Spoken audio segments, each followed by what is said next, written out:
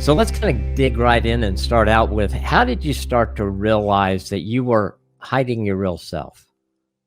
Yeah, well, it's funny. And I know we talked about it in the intro, right? My book is called Let the World See You, How to Be Real in a World Full of Fakes. And so this idea of being vulnerable and being seen and being real just resonated deeply because whether it's in sports, right, playing in the NFL, whether it's growing up in church, whether it's, obviously my parents are from Nigeria, so there's different cultures and, being a black man, but parents from a different country, and then growing up in it, in America, there was so many opportunities to hide.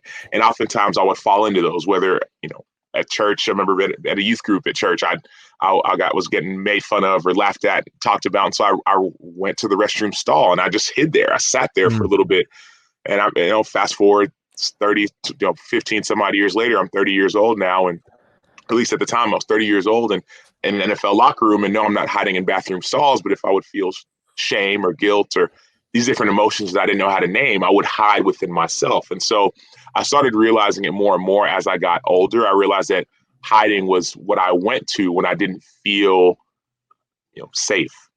Yeah, yeah. As you were saying that, because I think we all do that. And I was thinking back, the first time that that I guess it ever happened in the world was when Adam hid from God and in the garden. And so I think we've been doing that as people for a long, long time.